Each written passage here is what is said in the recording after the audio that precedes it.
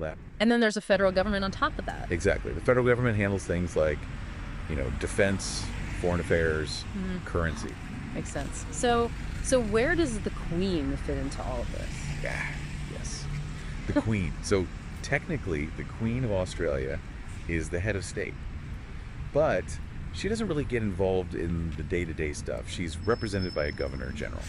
So it's like she's there in theory, but not really in practice. Pretty much. It's more symbolic than anything else. Okay. It's a bit confusing, but I think I'm starting to get it. It takes some getting used to, Yeah. but, it's worked pretty well for Australia. They've had a stable democracy for a long time. Yeah, that's impressive. And speaking of democracy, I got to ask about something you mentioned earlier, compulsory voting. Oh, yeah, that's a big one. So, like, everyone has to vote. That's right. It's the law. Wow. I mean, I can see how it would lead to higher voter turnout, but I also wonder if people see it as, like, an infringement on their freedom. It's definitely a topic of debate. Some people argue that it forces people to vote who don't really care or aren't informed. Others say it's a civic duty, ensuring that everyone's voice is heard. It's a tricky one. It is, but it's a reflection of how seriously Australians take their democracy. Okay, so we've talked politics. Now let's talk money. Australia's economy seems to be doing pretty well. Yeah, they've weathered a lot of global storms pretty successfully. What's their secret? Well, a lot of it has to do with natural resources. Australia's got tons of them: iron ore, coal, gold, natural gas. So they've been riding the commodities boom. Yeah, that's been a big factor. Yeah. But there's a growing awareness that relying solely on resource extraction isn't sustainable in the long run.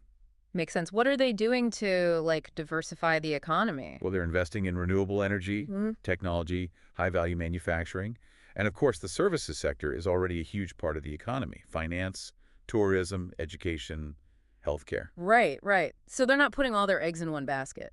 Exactly. They're trying to adapt to the changing global landscape. But I mean, every country has its challenges, right? What are some of the economic headwinds Australia's facing? Housing affordability is a big one, especially in the major cities. The cost of living can be really high. Yeah, I've heard about that. It's tough for young people to get a foot on the property ladder. It is. And then there's, rising income inequality, Yeah. making sure the benefits of economic growth are shared fairly. These are issues that a lot of countries are grappling with. It's a global trend, unfortunately.